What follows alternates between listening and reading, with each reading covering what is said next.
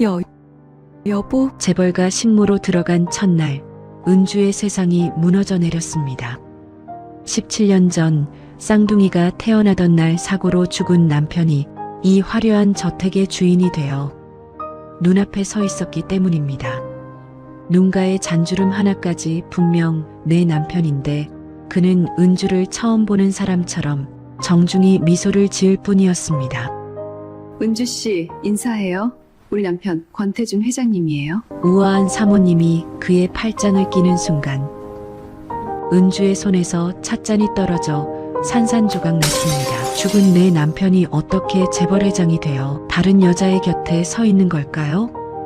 사연 시작 전에 구독과 좋아요, 댓글로 오늘 마음 날씨를 들려주세요. 당신에게도 해뜰 날이 오길 기도하겠습니다. 살다 보면 참 별의별 일을 다 겪죠? 올해로 47살인 은주가 겪은 이 일은 세상 천지에 어찌 이런 일이 있나 싶을 정도로 기막힌 이야기입니다.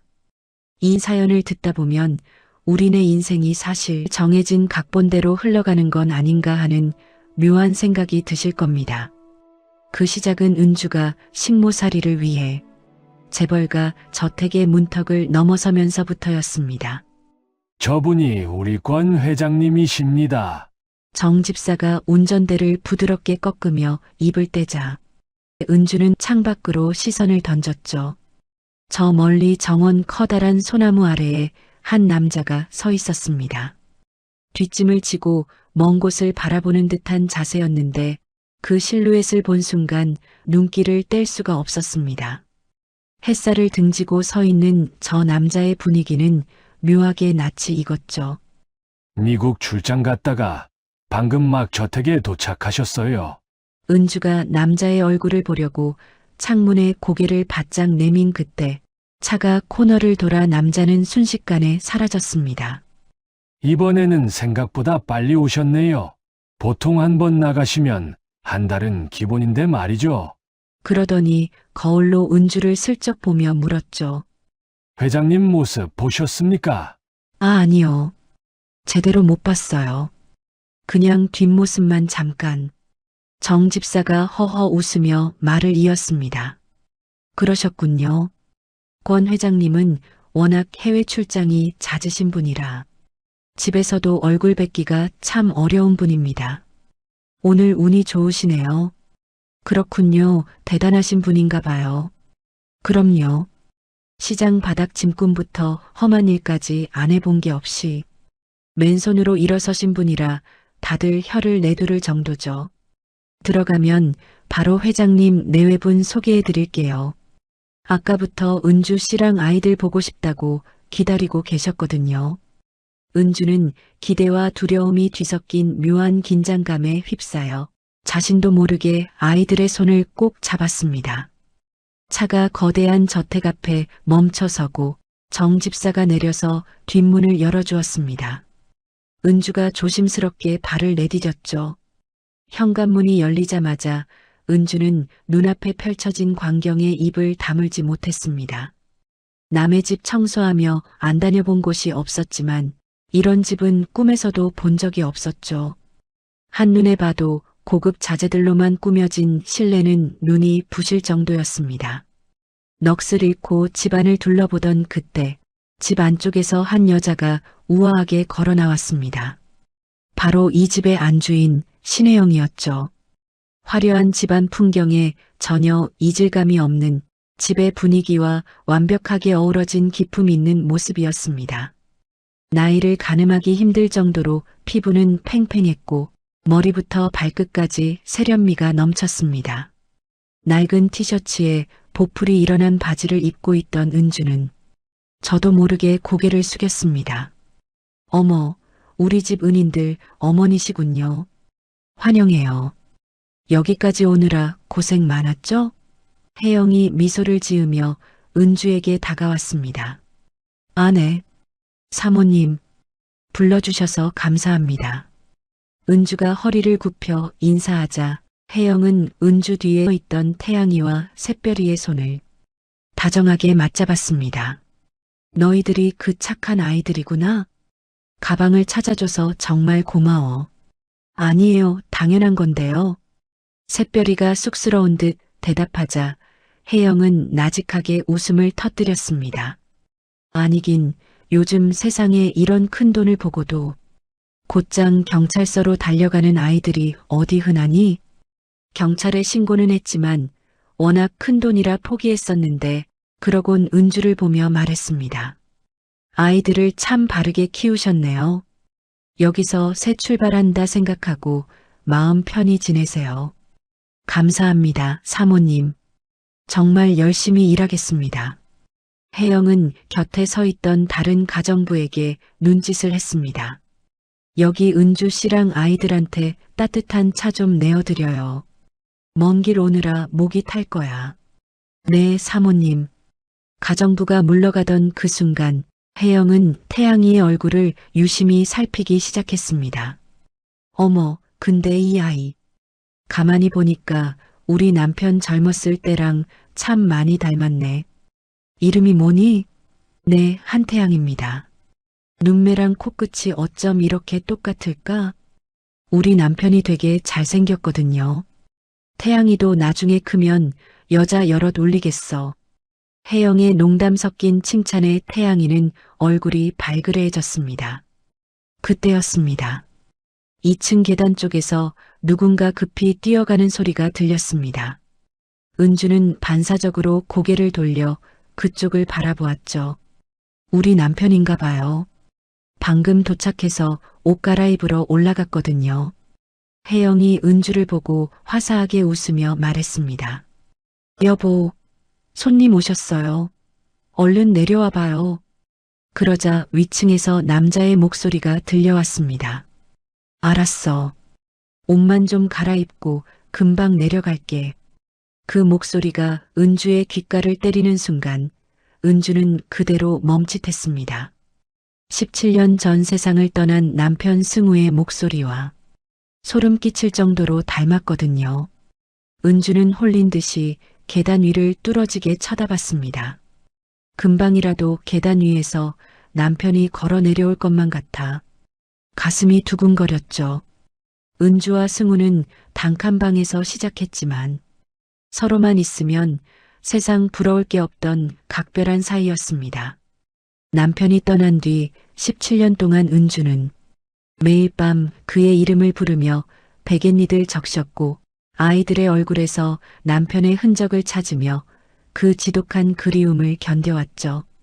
찰나의 목소리만으로도 온몸이 떨릴 만큼 승우는 은주 인생의 전부이자 유일한 사랑이었습니다. 정 집사님, 은주 씨랑 아이들이 지낼 방으로 안내해 주세요. 멍하니 서 있는 은주를 보며 혜영이 정 집사에게 말했습니다. 네, 사모님. 바로 안내하겠습니다. 그리고 은주를 보며 덧붙였습니다. 은주 씨, 짐 풀고 바로 같이 식사해요. 우리 남편도 아이들 보고 싶어 하니까요. 은주는 멍한 얼굴로 고개만 겨우 끄덕였습니다. 짐을 푼 뒤 긴 복도를 지나 거실로 향하는 동안 은주의 심장은 까닭없이 두근거렸습니다. 편히 드세요. 거실 입구에 다다르자 가정부가 다가와 따뜻한 차를 건넸습니다.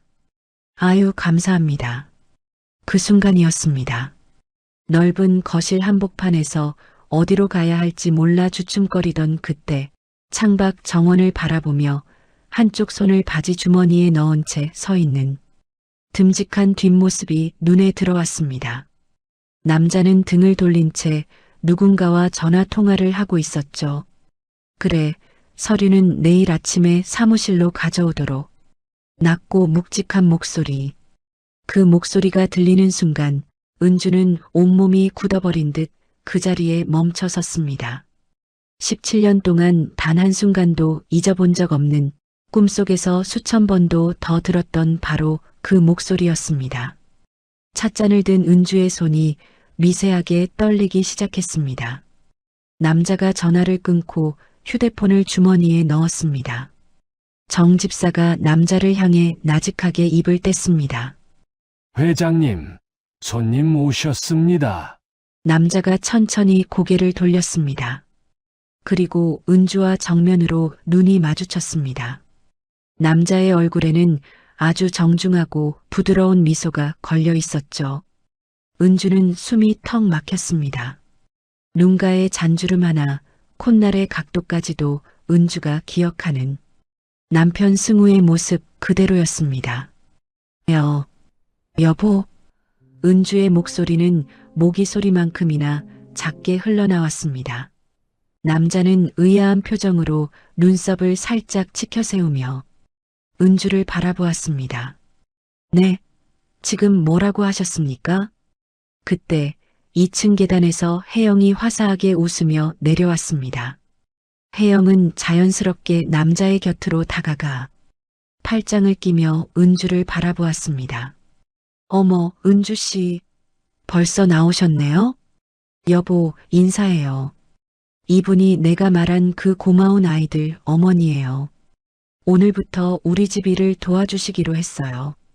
혜영이 남자의 어깨에 머리를 살짝 기대며 은주에게 자랑스럽게 소개했습니다. 은주 씨, 인사해요. 우리 남편 권태준 회장님이에요. 권 회장. 권태준. 혜영의 입에서 나온 이름은 승우가 아니었습니다. 하지만 눈앞에 서 있는 남자는 분명 은주의 남편이었습니다. 하늘이 무너져 내리는 기분이었습니다. 권태준이라니. 우리 승우 씨가 왜 저 여자의 남편이야? 왜 나를 못 알아보는 거야? 충격과 혼란이 한꺼번에 몰려왔습니다. 은주의 손가락에서 스르르 힘이 빠져나갔습니다. 두 손으로 꼭 쥐고 있던 찻잔이 한쪽으로 기우뚱하더니 바닥으로 떨어졌죠. 날카로운 소리와 함께 찻잔이 대리석 바닥에서 산산조각이 났습니다. 뜨거운 찬물이 은주의 발등과 권 회장의 실내화 위로 확 튀어 올랐습니다. 어머나, 은주 씨 괜찮아요? 어디 데인 거 아니에요? 혜영이 깜짝 놀라며 은주의 팔을 붙잡았습니다. 옆에 서 있던 정 집사도 주머니에서 손수건을 꺼내 들었죠.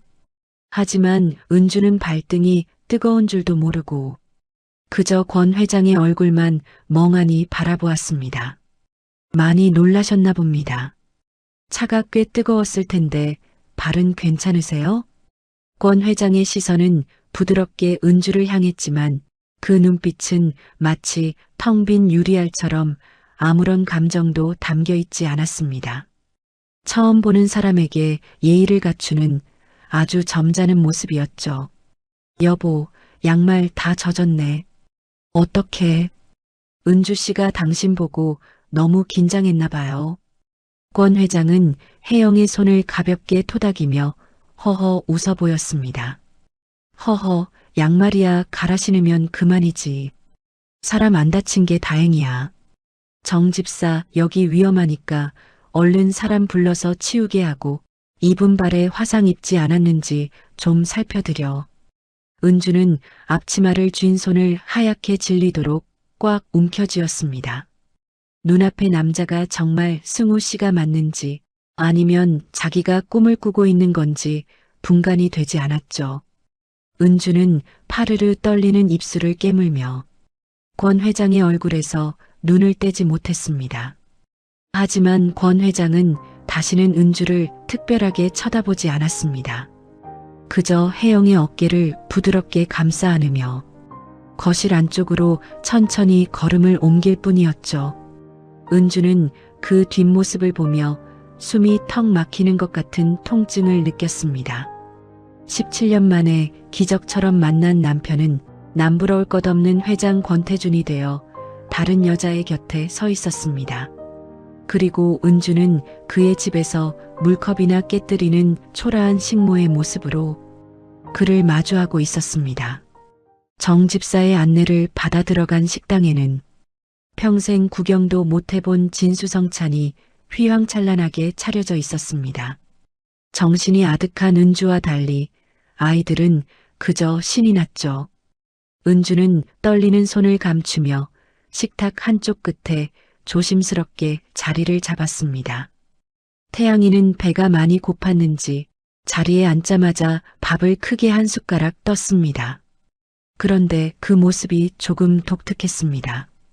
옆에서 그 모습을 지켜보던 혜영이 갑자기 웃음을 터뜨렸습니다. 어머 여보, 저것 좀 봐요. 태양이 먹는 모습 좀 보라니까요. 권 회장이 숟가락을 내려놓으며 태양이를 바라보았습니다. 왜 그래? 아이 체하겠어. 아니, 숟가락 쥐는 법 좀 보세요. 당신이랑 어쩜 저렇게 똑같아? 숟가락 끝을 살짝 세워서 먹는 저 버릇. 당신 전매 특허잖아요. 얼굴도 당신 젊었을 때랑 아주 판박이인데. 하는 짓까지 꼭 아빠랑 아들 같아요. 혜영의 말에 권 회장도 눈을 가늘게 뜨고 태양이를 유심히 살폈습니다. 그러더니 숟가락을 들어 똑같은 모양으로 국을 한번 떠보았죠. 허허, 그러고 보니 정말 그렇네. 나도 어릴 때부터 누가 가르쳐주지도 않았는데 꼭 이렇게 먹어야 편하더라고. 참 신기한 일이네. 권 회장은 신기한 듯 태양이를 보며 껄껄 웃음을 터뜨렸습니다. 은주는 그 모습을 지켜보며 목구멍이 꽉 막히는 기분이었습니다. 혜영은 고기 반찬을 집어 아이들 접시에 놓아주었습니다. 태양아, 샛별아, 이것도 좀 먹어봐. 새벽부터 공수해온 최상급 한우라서 정말 맛있어. 근데 얘들아, 어머니는 평소에 어떤 음식을 제일 좋아하시니? 태양이가 씹던 고기를 삼키고는 씁쓸하게 웃으며 대답했습니다. 사실 전 오랫동안 엄마가 고기를 싫어하시는 줄 알았어요. 어머, 왜? 은주 씨 고기 안 좋아해요? 혜영이 의아한 듯 묻자 태양이가 말을 이었습니다. 늘 맛있는 고기 반찬이 생기면 저희 접시에 다 밀어주셨거든요. 나중에 알았죠. 엄마도 고기 정말 좋아하시는데 저희 하나라도 더 먹이려고 꼭 참으신 거라는 걸요. 태양이의 담담한 말에 식탁 위로 잠시 정적이 흘렀습니다. 태양이가 아차 싶은 듯 멋쩍게 웃으며 고개를 숙였습니다. 죄송해요. 이렇게 좋은 식사 자리에서 제가 너무 우울한 이야기를 했나 봐요. 혜영이 얼른 고개를 저었습니다. 아니야, 태양아. 죄송하긴 뭐가 죄송해. 그런 속 깊은 사연이 있는 줄은 꿈에도 몰랐네. 은주 씨가 정말 고생이 많으셨어. 그런데 실례가 안 된다면 물어봐도 될까? 왜 그렇게 형편이 어려웠던 거니? 아버지는 안 계시고? 태양이가 숟가락을 내려놓고 잠시 천장을 보더니 입을 뗐습니다. 사실 저희 아빠가요. 저희 태어난 날에 사고로 돌아가셨거든요. 그때부터 엄마 혼자서 저희 둘을 키우신 거예요. 근데 샛별이가 어릴 때부터 몸이 많이 안 좋았거든요. 신장이 나빠서 계속 투석을 받아야 했고요. 권 회장은 깊은 한숨을 내뱉었습니다. 이상하게도 아이들의 고생담이 남의 일 같지 않아 자꾸만 목이 메어왔죠. 참, 모진 세월을 견디셨구려. 듣기만 해도 가슴이 먹먹해집니다. 권 회장은 고개를 들어 은주를 바라보았습니다. 그 아련하고도 깊은 눈빛에 은주는 심장이 멎는 것만 같았죠. 샛별아. 네, 회장님. 이제 병원비 걱정은 하지 마라. 내가 내 후원자가 되어주마. 우리나라에서 제일 가는 의료진을 붙여서 내 병 꼭 완치시켜줄게. 약속한다. 그 말에 혜영이 권 회장의 손을 꽉 맞잡으며 기뻐했습니다. 어머 여보, 정말 멋진 생각이에요. 은주 씨 들었죠? 이제 우리 회장님이 도와주실 거니까 마음 푹 놓으세요. 은주는 쏟아지려는 눈물을 참으려 숟가락을 꽉 쥐었습니다. 남편일지도 모르는 사람이 제 딸을 살리겠다고 나선 이 기막힌 운명 앞에서 은주는 아무 말도 할 수 없었습니다. 하지만 속사정을 모르는 권 회장과 혜영은 은주가 그저 너무 고마워 감격한 줄로만 알았습니다. 두 사람은 안쓰러운 눈빛으로 은주를 바라보며 조용히 기다려 주었죠.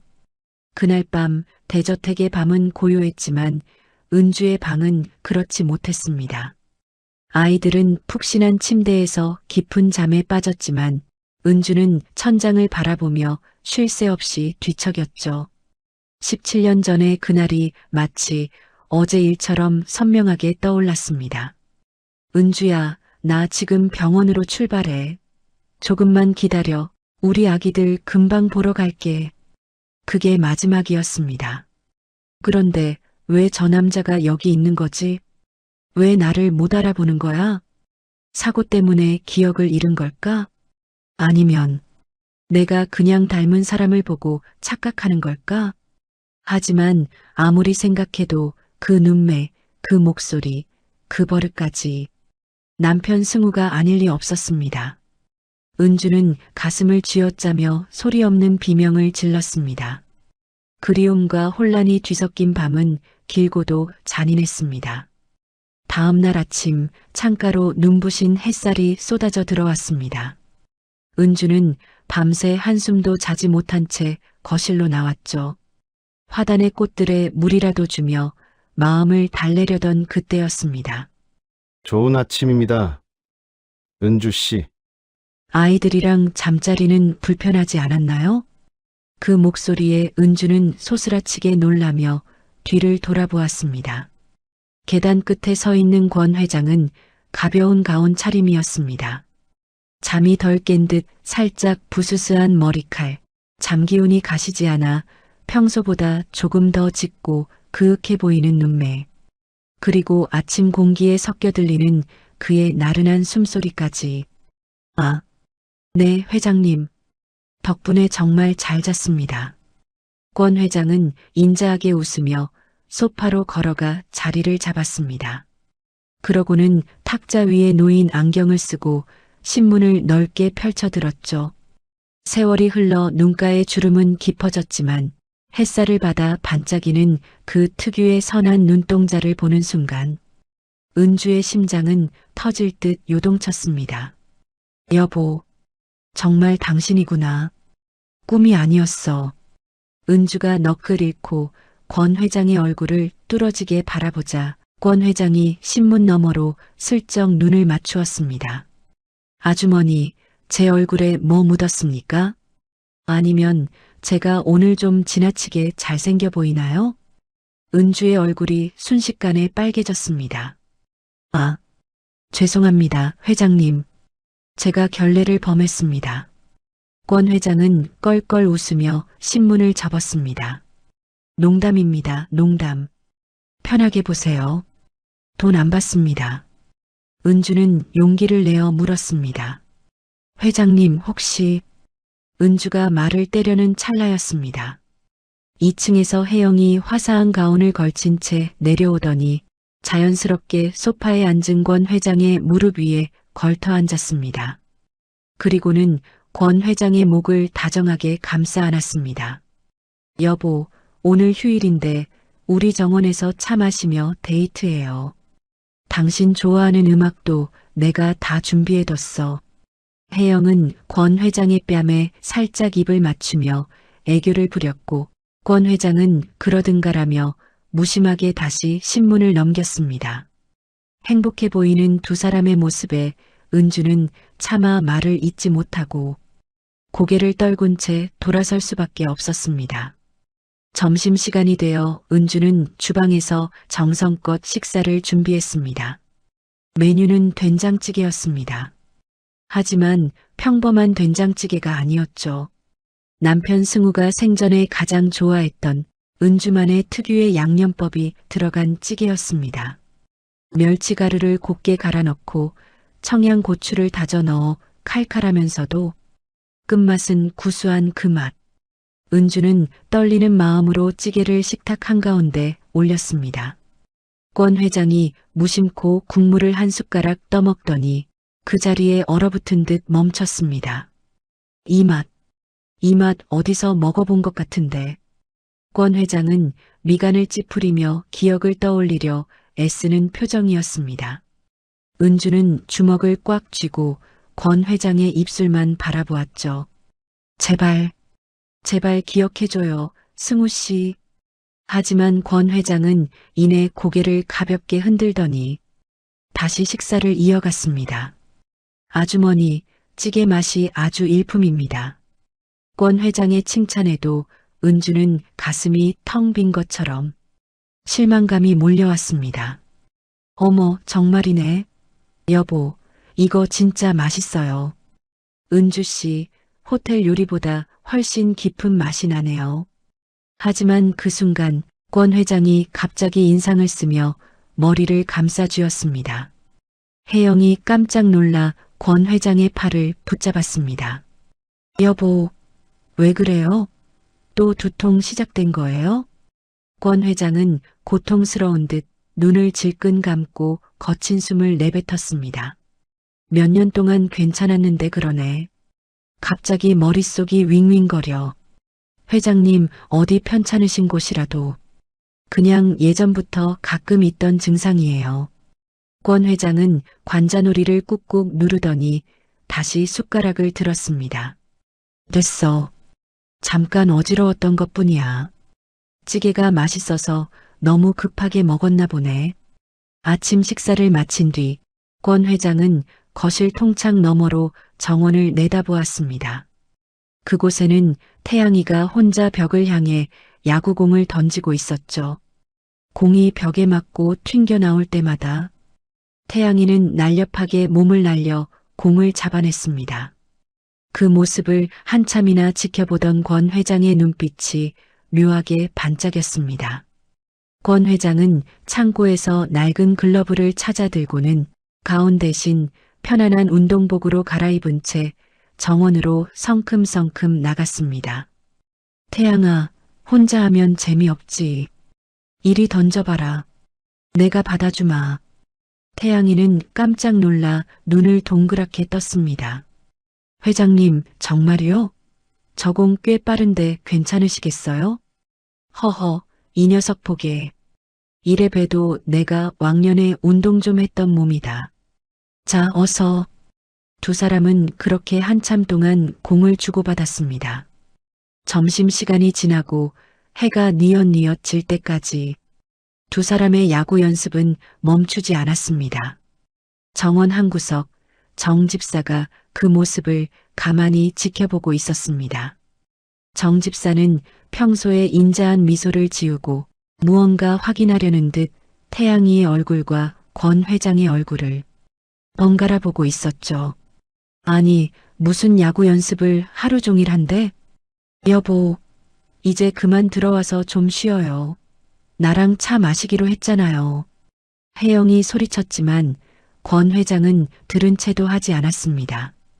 은주도 마찬가지였습니다. 초조한 기색으로 권 회장과 단둘이 이야기할 기회만 엿보고 있었습니다. 하지만 권 회장이 태양이와 야구에 푹 빠져 있는 바람에 도무지 틈이 나질 않았죠. 가끔 연습이 멈출 때면 혜영이 얼른 물과 수건을 들고 다가가는 통에 은주는 멀리서 발만 동동 구를 뿐이었습니다. 결국 해가 완전히 저물고 나서야 야구 연습이 끝났습니다. 모두가 잠든 깊은 밤이 되었습니다. 거대한 저택안은 쥐 죽은 듯 고요했죠. 하지만 은주는 도저히 잠이 오지 않아 정원으로 나왔습니다. 그런데 저 멀리 벤치에 누군가 앉아 있는 게 보였습니다. 바로 권 회장이었죠. 은주는 침을 꿀꺽 삼키며 조심스럽게 다가갔습니다. 회장님, 아직 안 주무셨어요? 권 회장이 고개를 돌려 은주를 보며 부드럽게 웃었습니다. 아, 은주 씨군요. 잠이 안 와서 바람 좀 쐬고 있었습니다. 은주는 떨리는 목소리로 입을 뗐습니다. 회장님, 실례가 안 된다면 여쭤보고 싶은 게 있는데요.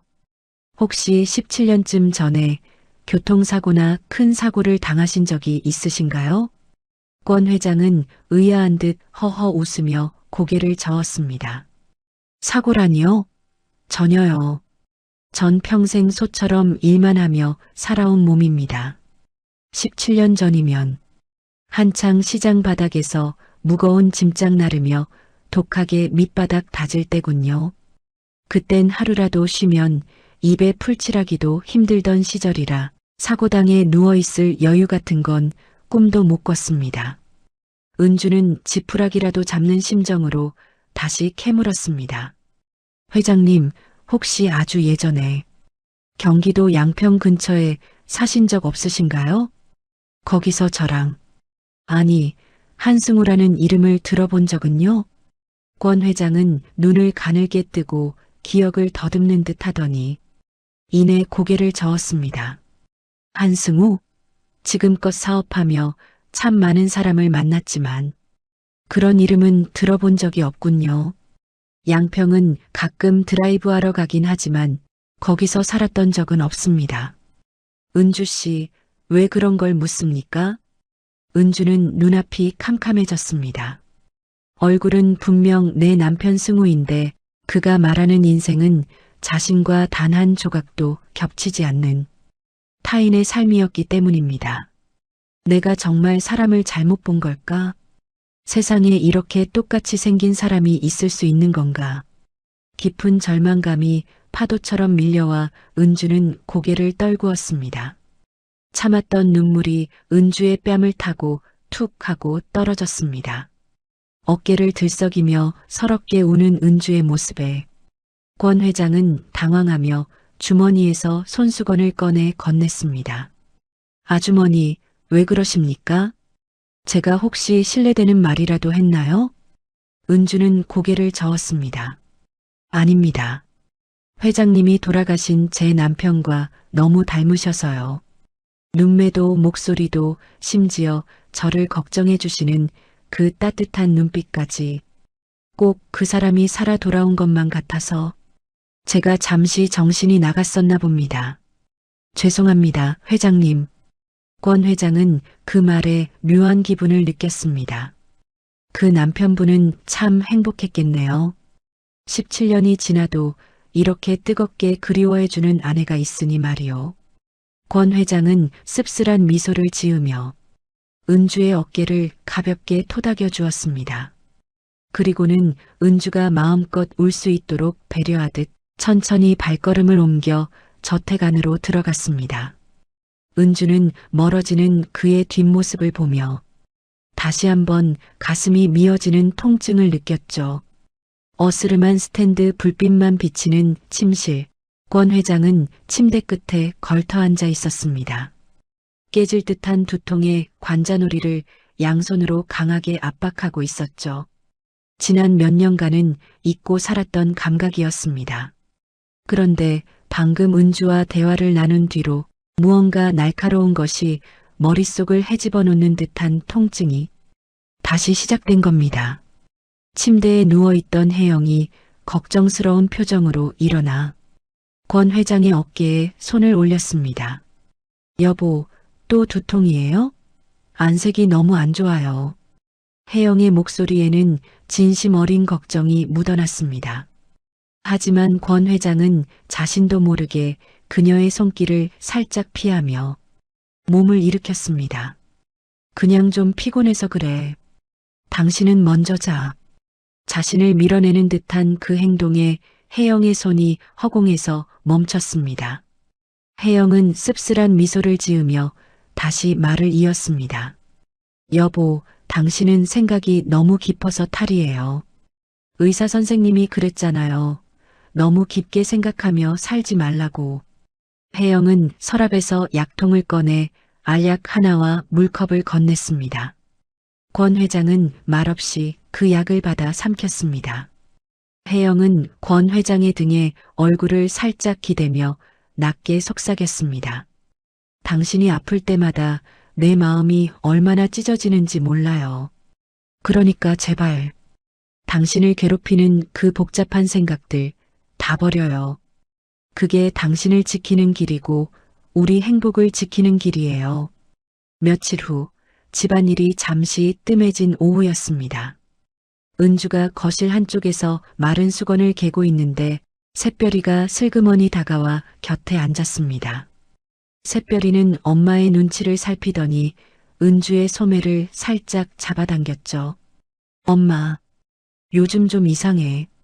집에 온 뒤로 계속 회장님만 뚫어지게 보시고 무슨 고민 있어? 나한테만 살짝 말해봐. 은주는 수건을 개던 손을 멈추고 잠시 망설였습니다.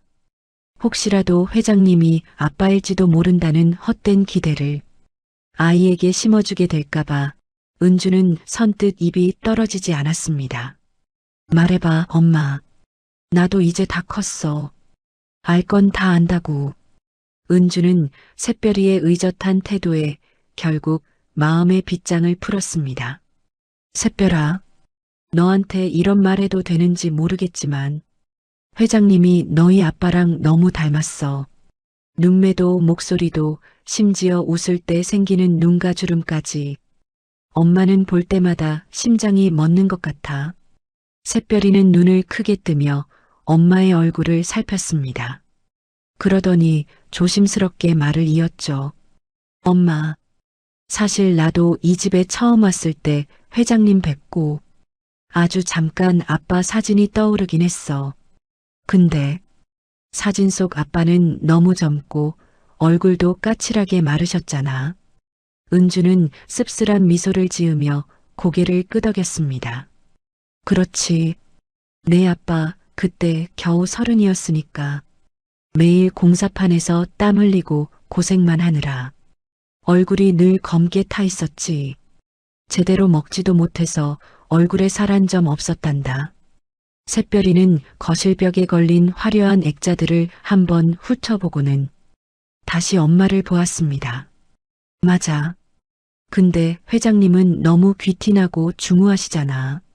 수트 입은 모습이 꼭 딴 세상 사람 같아서 닮았다고 느껴도 그냥 세상에 닮은 사람이 참 많구나 하고 넘겼던 것 같아. 죽었다고 믿었던 아빠가 이런 재벌 회장님일 거라곤 꿈에도 상상 못했으니까. 은주는 샛별이의 손을 꽉 맞잡으며 단호하게 말했습니다. 나도 처음엔 내 눈이 이상한 줄 알았다. 그런데 가까이서 보니까 알겠어. 그 눈빛, 그 말투. 세월이 흘러도 변하지 않는 그 사람만의 결이 있어. 엄마는 그 결을 기억해. 샛별이는 엄마의 확신에 찬 눈빛을 보더니 바짝 다가앉았습니다. 엄마, 그럼 이제 확실하게 확인하자. 사진엔 안 나오는 아빠만의 흔적. 아빠 몸에 있던 상처나 점 같은 거 기억나는 거 없어?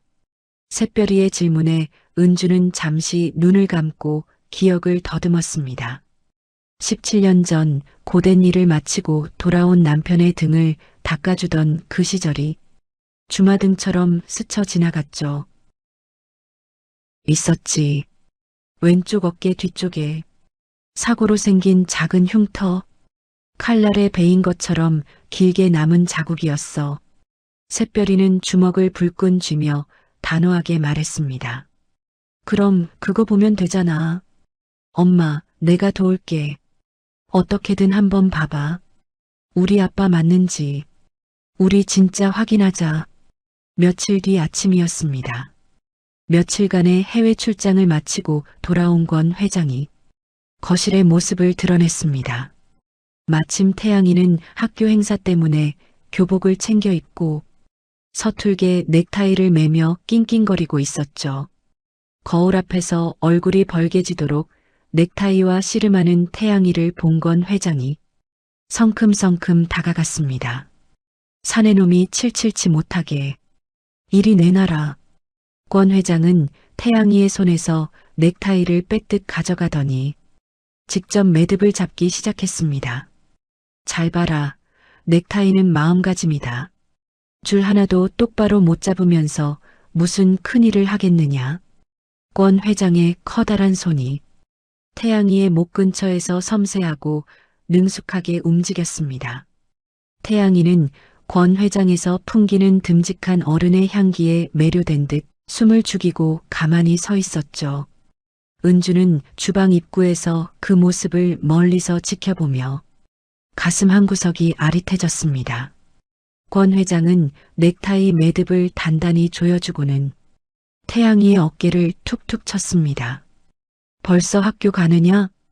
그때 은주가 조심스럽게 다가와 짐진 너스레를 떨며 대답했습니다. 네, 회장님. 우리 태양이가 공부는 영 소질이 없어도 학교 문 여는 것만큼은 전교 1등이랍니다. 경비 아저씨보다 일찍 갈 때도 있다니까요. 권 회장은 은주의 농담에 호탕하게 웃음을 터뜨렸습니다. 그러고는 쑥스러워하는 태양이를 흥미롭다는 듯 바라보며 말했습니다. 허허, 그래. 부지런한 것도 아주 큰 재능이지. 하지만 태양아, 사내 놈이 학교 문만 일찍 연다고 만족해서야 되겠느냐? 꿈을 더 크게 가져야지. 내가 이 집안의 기둥이 되어 내 소중한 사람들을 지키려면 지금보다 훨씬 강해져야 한다. 내가 앞으로 교육적인 지원은 아끼지 않을 테니 어디 한번 제대로 공부해 보거라. 태양이는 권 회장의 격려에 얼굴이 발그레해졌습니다. 그때 화려하게 치장한 혜영이 여행 가방을 챙겨 현관으로 나왔습니다. 어머, 자긴 이제 들어오고 나는 나가네. 여보, 나 친구들이랑 여행 다녀올게요. 태양아, 샛별아. 학교까지 차 타고 가렴. 기사님 대기시켜놨어. 혜영은 권 회장의 어깨를 가볍게 터치하고 은주에게도 인사를 건넨 뒤 서둘러 집을 나섰습니다. 샛별이는 교복 가방을 메고 현관을 나서기 전 은주의 어깨를 톡톡 치며 작은 목소리로 속삭였습니다. 엄마, 화이팅! 나 학교 끝나고 바로 올게.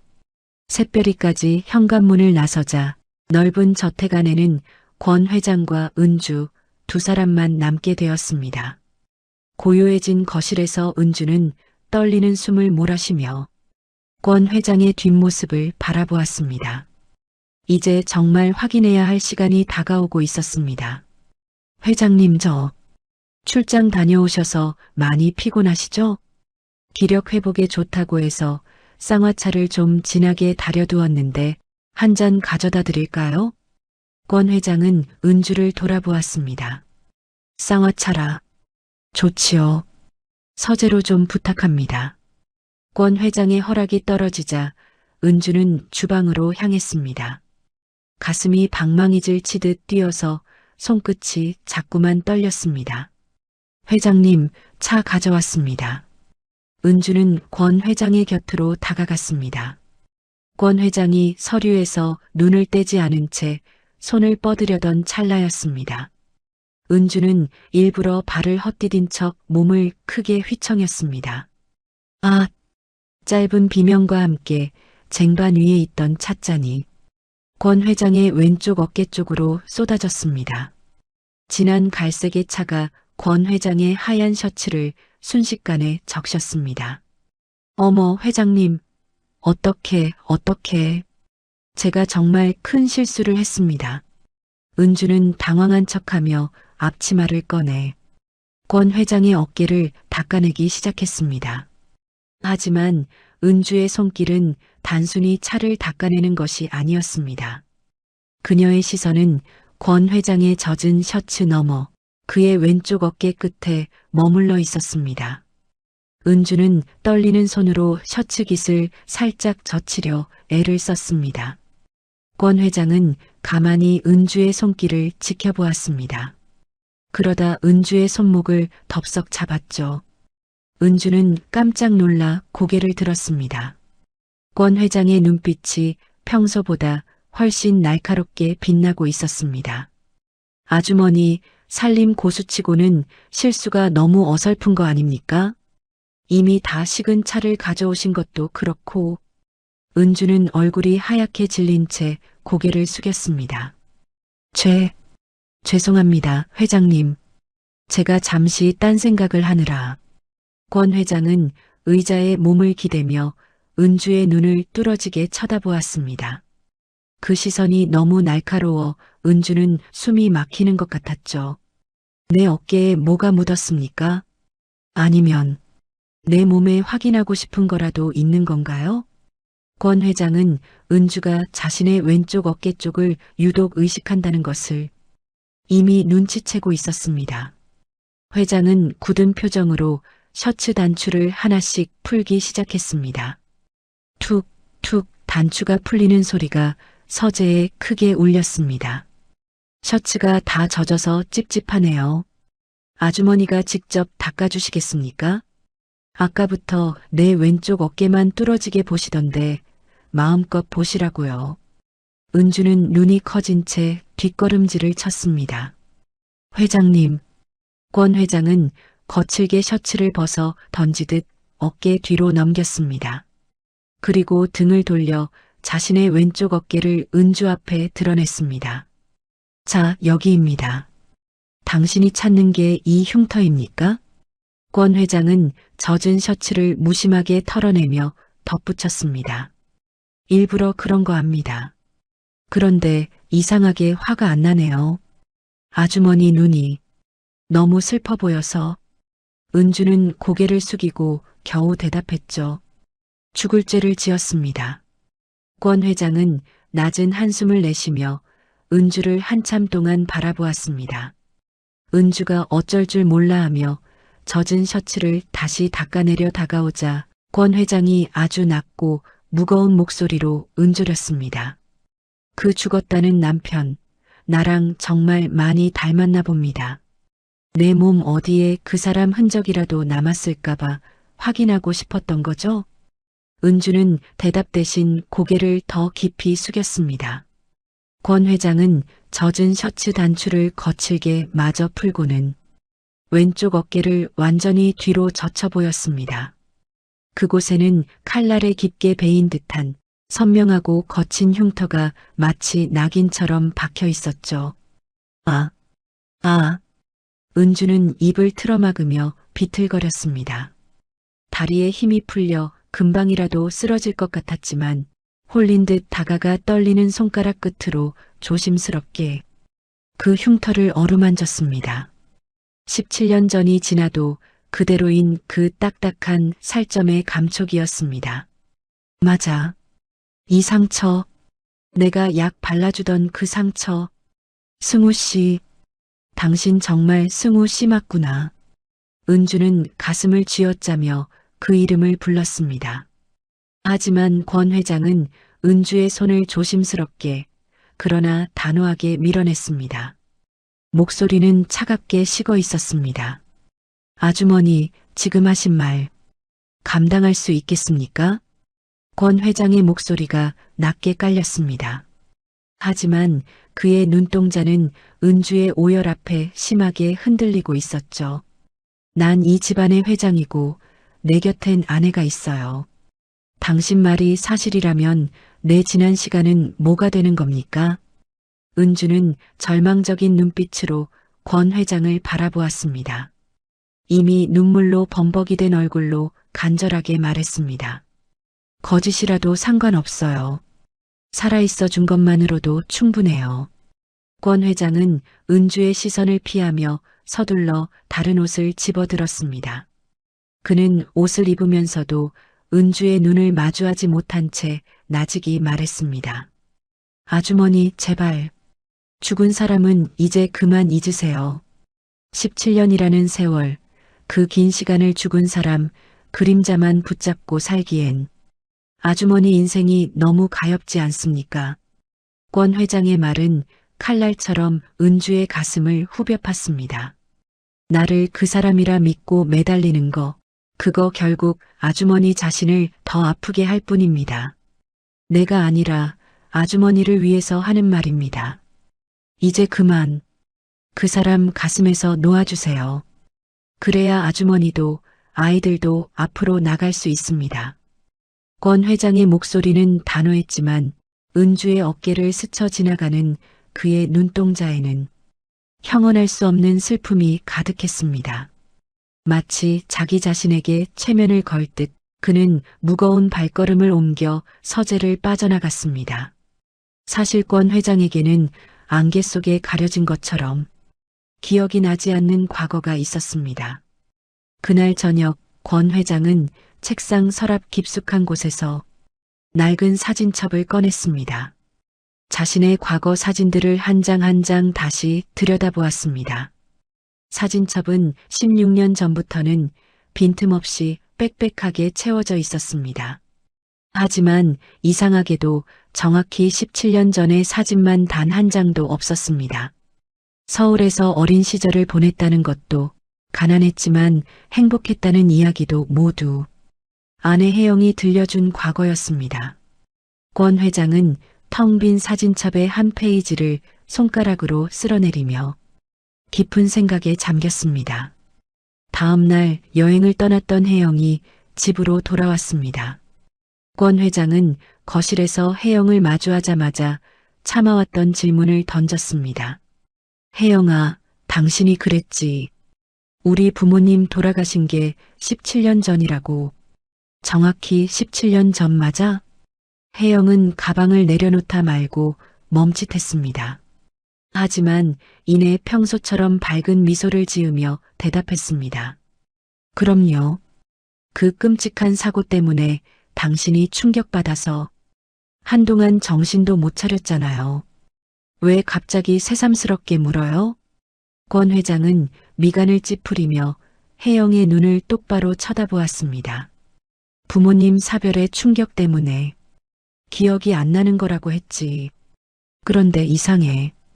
아무리 충격이 컸어도 내 고향집 풍경이나 학교 친구들 얼굴 하나쯤은 떠올라야 하는 거 아니야?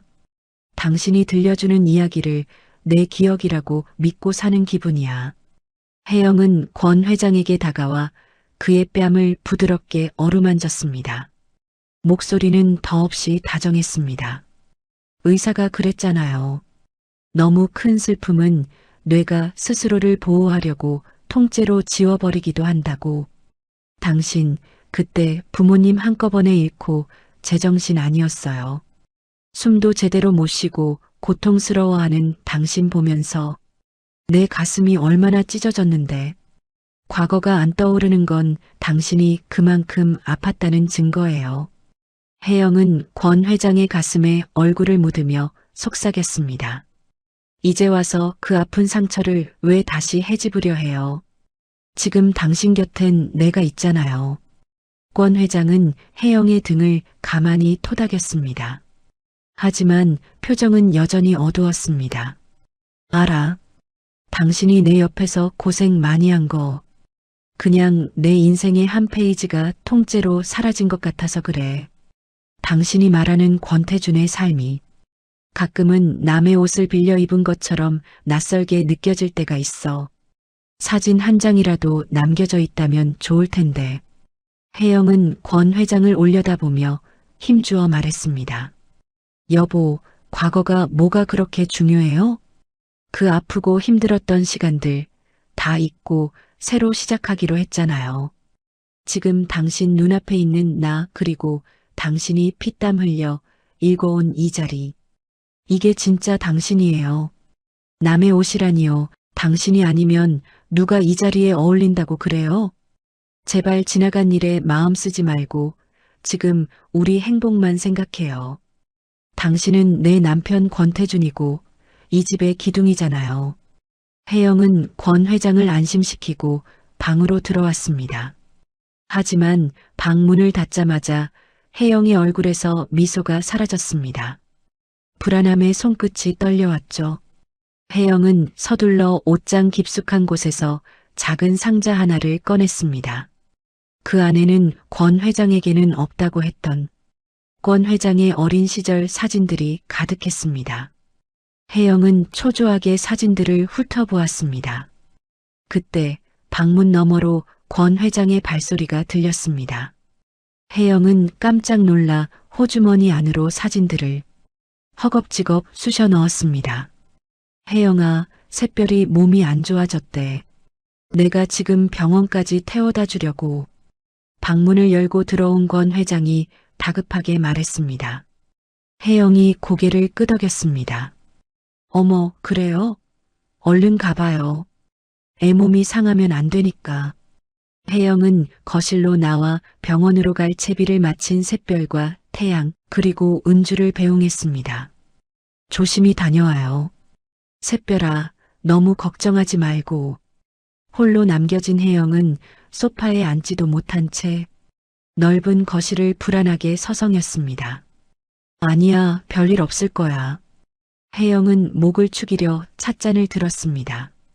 하지만 손이 너무 떨려 찻잔 속에 물이 출렁거리더니 결국 혜영은 중심을 잃고 차를 자신의 옷 위에 쏟고 말았습니다. 아, 뜨거워. 비싼 재킷이 순식간에 젖어들었죠. 아주머니, 여기 옷 좀 당장 가져가서 세탁해요. 얼룩 남으면 안 되니까 빨리요. 방에서 서둘러 나온 가정부가 달려왔습니다. 혜영은 젖은 옷을 의자 위에 대충 걸쳐둔 채 씩씩거리며 자신의 방으로 들어가 버렸죠. 가정부는 한숨을 내쉬며 혜영이 던져놓은 옷을 챙겨 들었습니다. 세탁실로 내려가기 전 가정부는 습관처럼 재킷 주머니에 손을 넣었습니다. 혹시라도 소지품이 있을까봐 확인하는 것이었죠. 그런데 주머니 안에서 낡고 빛바랜 사진 몇 장이 잡혔습니다. 이 아이. 어디서 많이 봤는데? 가정부는 눈을 가늘게 뜨고 사진을 자세히 들여다보았습니다. 사진 속에는 낡은 옷을 입은 어린 꼬마가 서 있었죠. 그런데 그 아이의 올곧은 눈매와 오똑한 콧날이 지금 이 집에서 일하는 은주의 아들 태양이와 너무나 똑같았습니다. 아니, 다시 보니 젊은 시절 권 회장의 모습과도 판박이었어요. 가정부는 고개를 갸웃거리며 복도를 지나던 정 집사를 불렀습니다. 집사님, 이것 좀 보세요. 사모님 주머니에서 나온 건데 사진 속 애가 태양이랑 너무 닮아서요. 회장님 어릴 때 같기도 하고.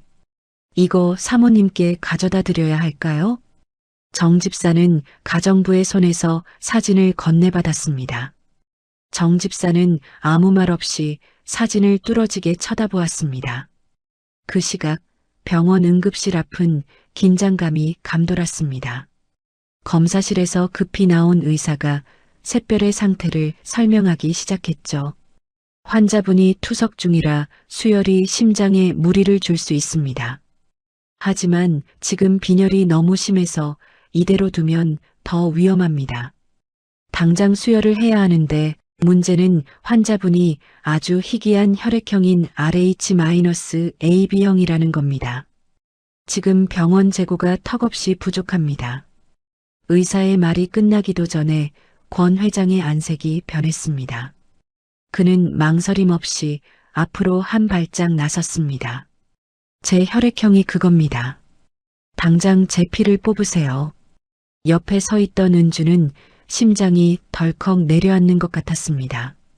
입을 틀어막은 채 권 회장을 쳐다보았죠.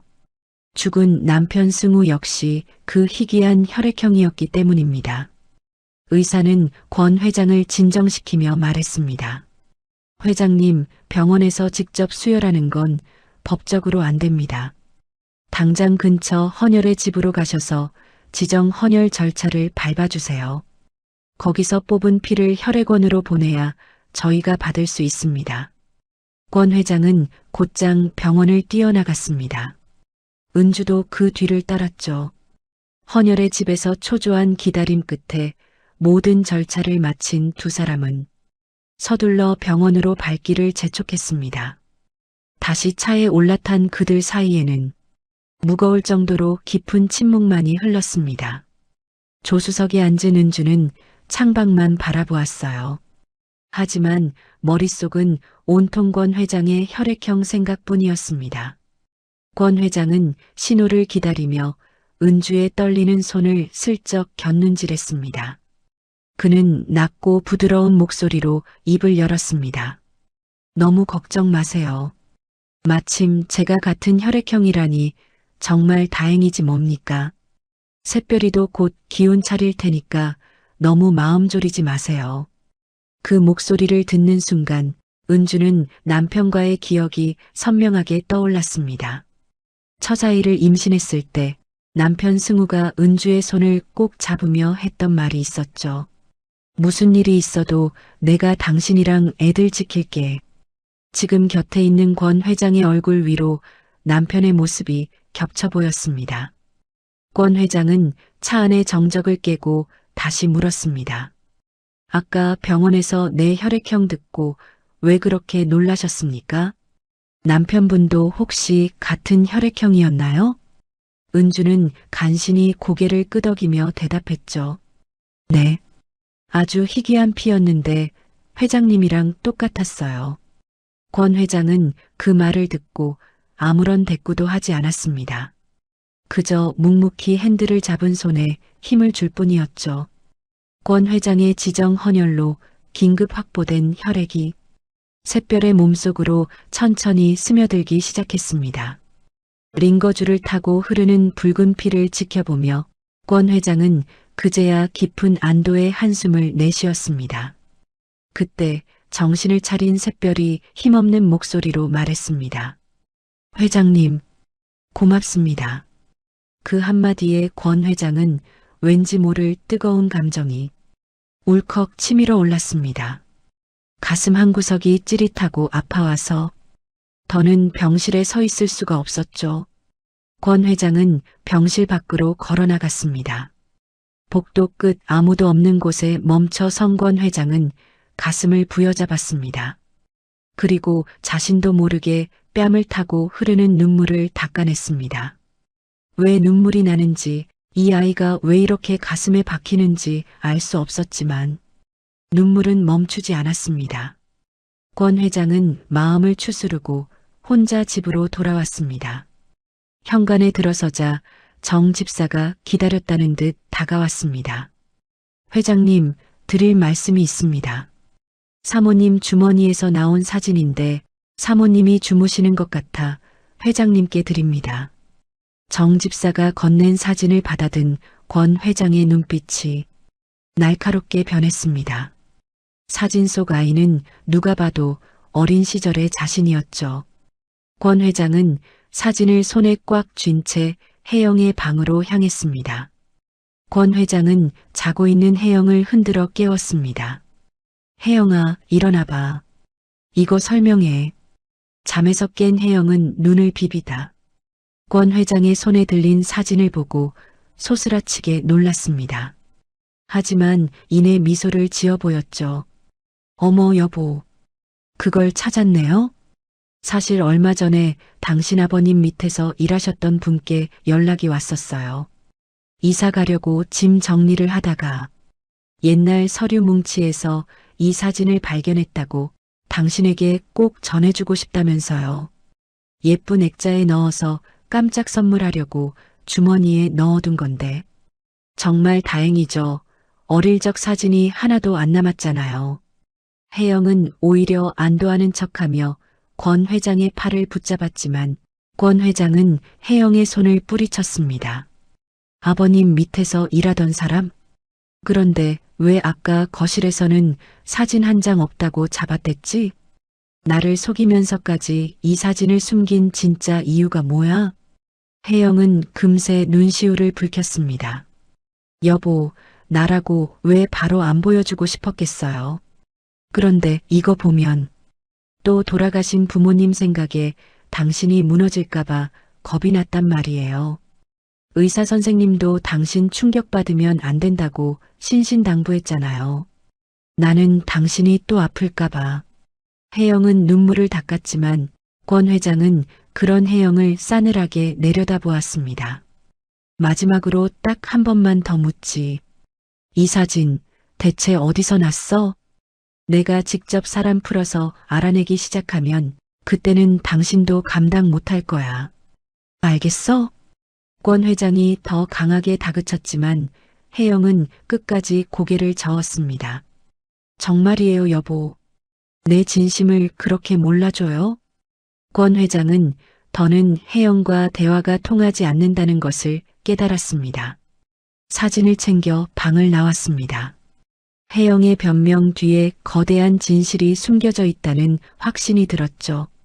권 회장은 어두운 복도를 걸으며 결심했습니다. 이제 남이 들려주는 기억이 아니라 자신이 직접 진실을 알아내겠다고 말입니다. 거실로 내려온 권 회장의 안색이 몹시 파리했습니다. 소파에 깊숙이 몸을 묻은 권 회장은 마른 세수를 한번 크게 하더니 곁에 서 있던 정 집사를 조용히 불렀습니다. 정 집사님, 부탁이 있습니다. 권 회장의 목소리가 낮고 무거웠습니다. 정 집사가 허리를 숙여 다가오자 권 회장은 품 안에서 사진 한 장을 꺼내 내밀었습니다. 몰래 사람 하나 알아봐줘요. 이 사진 속 배경이 정확히 어딘지, 그리고 이번에 새로 들어온 아주머니 남편 말입니다. 한승우라는 사람에 대해서도 샅샅이 조사해 주세요.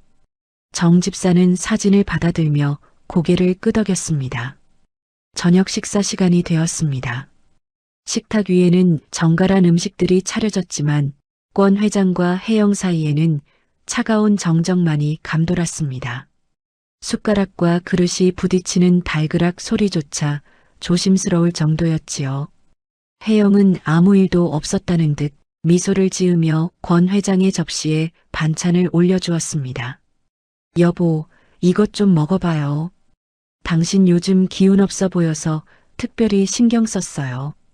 혜영의 목소리는 다정했지만 권 회장에게는 그 친절이 꼭 잘 짜인 연극처럼 느껴졌습니다.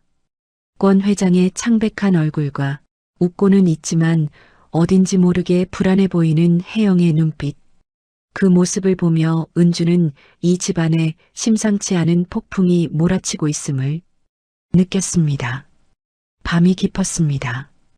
은주가 주방 정리를 마무리하고 있을 때 권 회장이 슬그머니 다가왔습니다. 은주 씨, 잠시 나랑 좀 걷겠소? 두 사람은 저택 뒤뜰 산책로를 나란히 걸었습니다. 차가워진 밤바람에 얇은 옷차림으로 나온 은주가 어깨를 움츠리며 팔을 비비자 권 회장이 걸음을 멈췄습니다. 밤 공기가 차요. 아픈 딸 간호하려면 아주머니부터 건강해야지. 그러더니 자신이 입고 있던 가디건을 벗어 은주의 어깨에 직접 덮어주었습니다. 회장님, 아닙니다. 전 정말 괜찮아요. 어서 다시 입으세요. 몸 상하십니다. 은주가 당황해서 옷을 벗으려 하자 권 회장이 커다란 손으로 은주의 어깨를 지그시 눌렀습니다. 가만히 있어요. 그러다 감기라도 걸리면 어쩌려고 그럽니까? 내 말 들어요. 권 회장의 목소리와 손길이 어찌나 단호한지 은주는 더 이상 거절하지 못했습니다. 가디건에서 전해지는 권 회장의 따스한 온기와 익숙한 비누 향기에 은주의 가슴 한구석이 몽글몽글해졌습니다. 새별이는 좀 어때요? 몸은 좀 괜찮아졌습니까? 권 회장이 먼저 말을 건넸습니다. 회장님 덕분에 많이 좋아졌어요. 정말 고맙습니다. 권 회장은 잠시 침묵하다가 나직하게 입을 뗐습니다. 지난번에 내가 주제넘게 남편 잊으라는 말을 해서 미안합니다. 권 회장은 미안한 기색이 역력한 얼굴로 천천히 걸음을 옮겼습니다. 아니에요, 회장님. 걱정해서 해주신 말씀인 거 알아요. 권 회장은 먼 산을 보며 다시 물었습니다. 남편분은 어떤 사람이었소? 남편 이야기가 나오자 은주의 눈시울이 금세 붉어졌습니다. 참 착한 사람이었어요. 세상에 저밖에 모르는 바보 같은 사람이었죠. 제가 쌍둥이를 가졌다는 소식에 아이처럼 엉엉 울며 좋아하던 모습이 아직도 눈에 선해요. 남편과의 추억을 떠올리던 은주는 결국 울컥하며 시야가 흐려졌습니다. 눈물 때문에 앞이 잘 보이지 않던 그때 은주가 길가에 튀어나온 돌부리에 발을 헛디디며 휘청였습니다. 어머! 그 순간 권 회장이 본능적으로 팔을 뻗어 은주의 허리를 단단히 감싸 안았습니다. 은주의 몸이 권 회장의 가슴팍에 완전히 밀착되었습니다. 서로의 심장 박동이 고스란히 느껴질 만큼 가까운 거리였지요. 권 회장은 은주를 놓아주어야 한다는 걸 머리로는 알았지만 품 안에서 느껴지는 익숙한 온기에 자신도 모르게 팔에 힘을 더 주었습니다. 조심하세요. 그러다 다치면 어쩌려고. 권 회장의 낮은 목소리가 은주의 귓가를 간지럽혔습니다. 두 사람은 한동안 그 자세 그대로 서로의 눈을 바라보았습니다. 권 회장은 은주의 눈동자에 비친 자신의 모습이 권태준이 아니라 은주가 그토록 그리워하는 한승우인 것만 같은 기묘한 이끌림에 심장이 요동쳤습니다. 그런데 이들의 다정한 모습을 멀리서 지켜보는 눈길이 있었습니다. 2층 창가에 서 있던 혜영이었습니다. 커튼 사이로 두 사람을 내려다보는 혜영의 눈빛은 서늘하게 식어 있었습니다. 다음 날 아침이 밝았습니다. 아주머니, 잠시 이쪽으로 좀 들어와 봐요. 혜영이 은주를 자신의 방으로 불렀습니다. 네, 사모님. 무슨 시키실 일이라도 있으신가요? 혜영의 침대 위에는 한 번도 입지 않은 듯한 고급 브랜드의 옷들과 번쩍이는 새 신발들이 가득 쌓여 있었지요. 혜영은 그 중에서 아이들 사이즈에 맞을 법한 것들을 골라 은주에게 내밀었습니다. 이거 우리 남편이랑 내가 사놓고 한 번도 안 쓴 것들이에요. 선물로 들어온 게 워낙 많아서 처치 곤란이었거든요. 은주는 깜짝 놀라 손사래를 쳤습니다. 아이고 사모님, 이렇게 귀한 걸 저희가 어떻게 받아요. 마음만 받을게요. 정말 괜찮습니다. 그러자 혜영은 은주의 손을 부드럽게 맞잡으며 생긋 웃었습니다. 그 미소가 어찌나 따뜻한지 보는 사람 마음이 다 녹을 정도였지요. 아주머니, 부담 갖지 마요.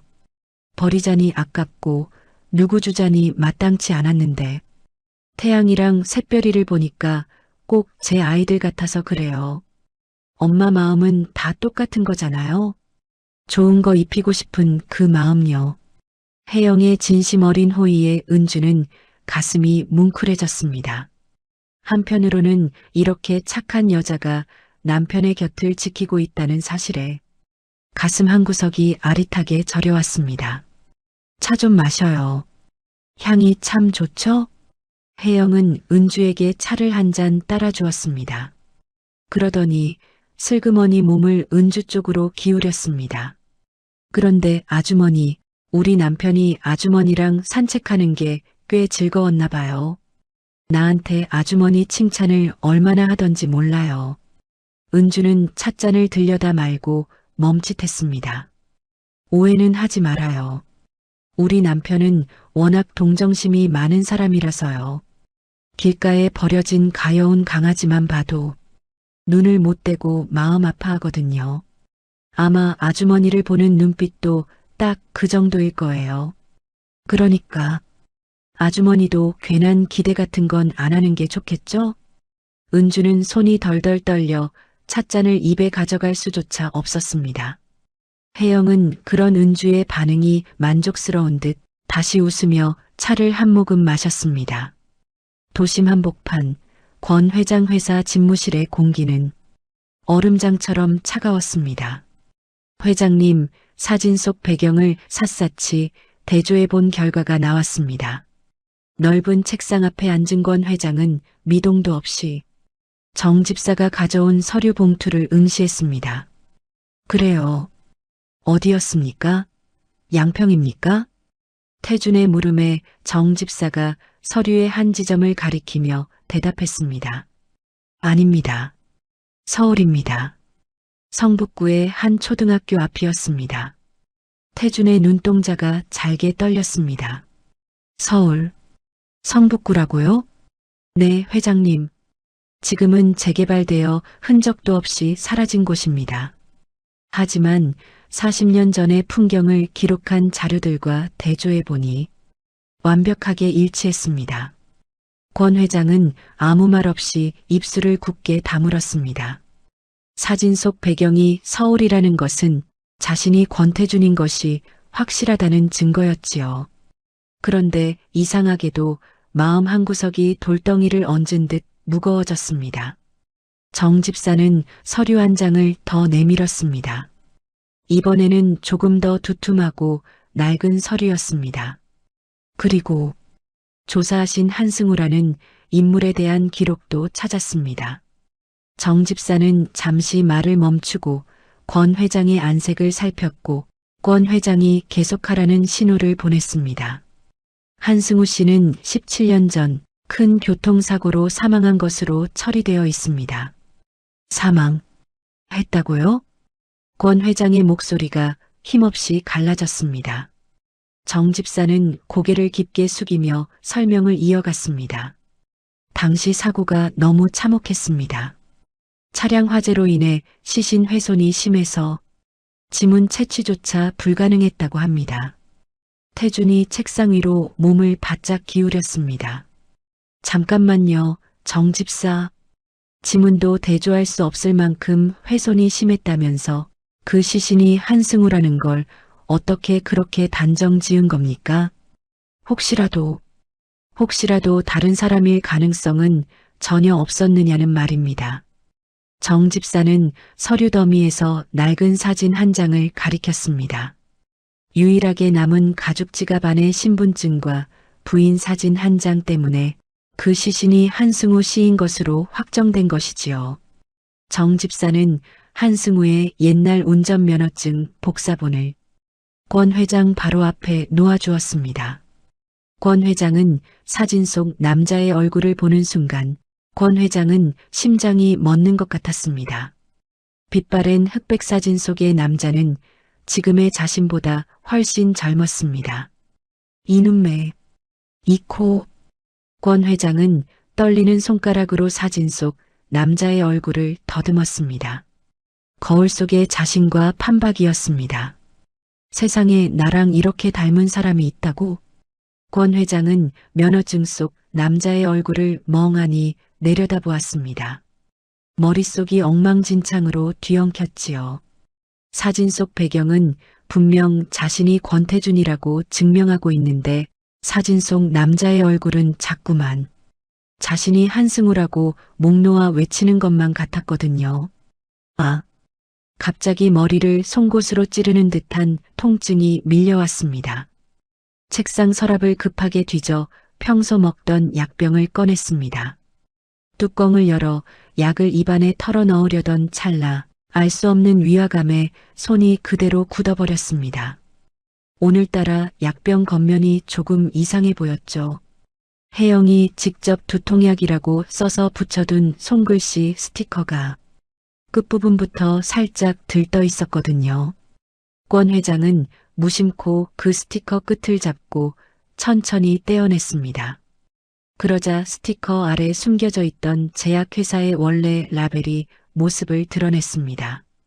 이게 다 뭐야? 권 회장의 눈이 커졌습니다. 거기에는 붉은 글씨로 정신신경약, 기억 혼란 및 환각 주의라는 무시무시한 경고 문구가 적혀 있었어요. 권 회장은 자신의 눈을 의심하며 라벨을 읽고 또 읽었습니다. 혜영은 진짜 약 이름을 가리기 위해 그 위에 가짜 스티커를 붙여 철저히 위장했던 것입니다. 권 회장은 약병을 쥔 손이 하얗게 질릴 정도로 힘을 꽉 주었습니다.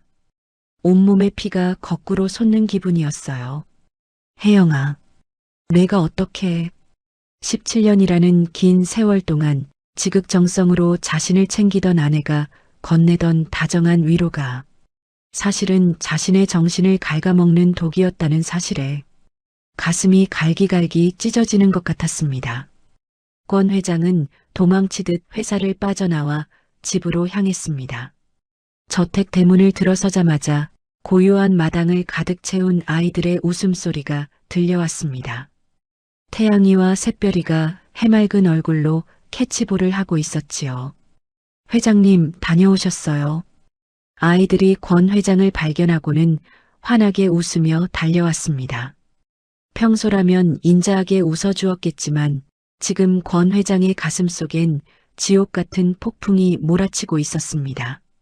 자신을 망가뜨린 혜영에 대한 증오가 가여운 아이들을 향한 애끓는 연민과 뒤엉켰습니다.